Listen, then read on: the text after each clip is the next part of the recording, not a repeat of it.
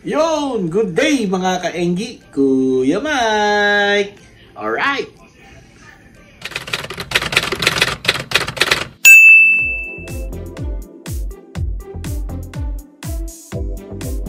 Yun, no? So, everyday upload tayo kasi Vlogmas ngayon, no? Month of December, no?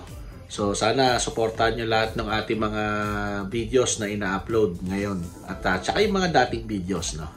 Alright? Kanina, nag-iisip ako kung anong i-content ko, no? At wala tayong maisip.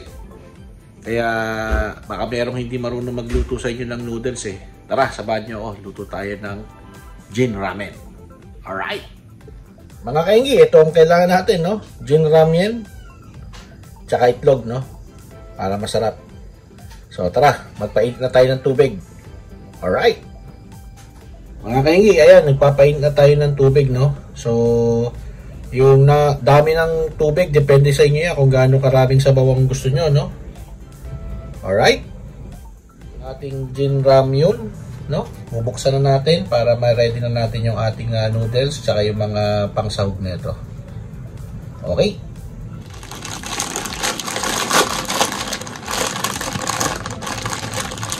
So, ayan na po, no?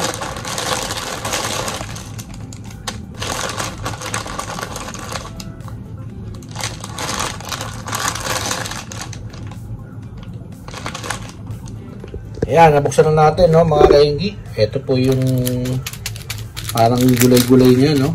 Tapos ito naman yung parang powder niya, pampalasa ng sabaw. Alright? Mga kainggi, binuksan ko na po itong mga gulay-gulay, no. Bubuhos na natin siya dito, no. Para ma-hydrate na siya, no, habang umiinit po yung ating tubig. Tapos pag kumulo na yan, lalagay na natin yung noodles. Ginagawa natin, no, para do sa hindi marunong magluto ng noodles, no.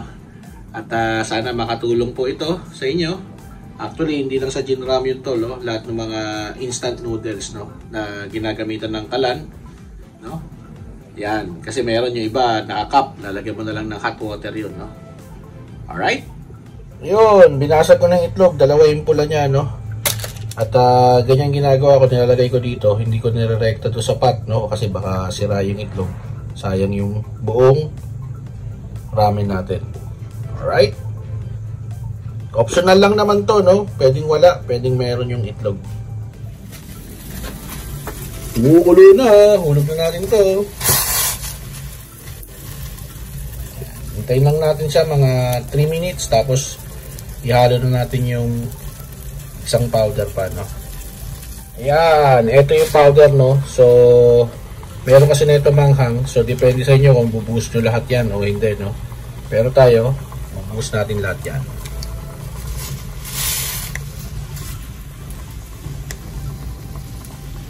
Tapos, hintayin lang natin mga 2 minutes pa. Ayan, haluin natin ng konti, no.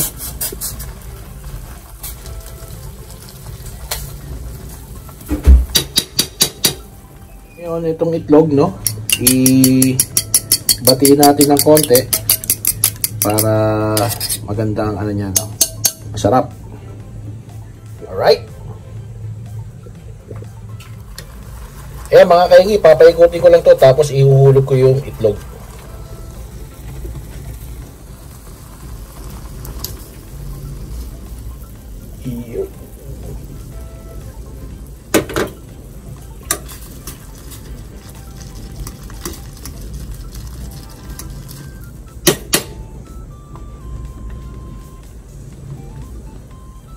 So, papatay na po natin yung ating panluto, no?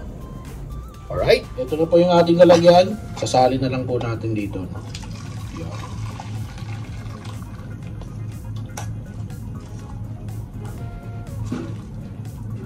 Yun.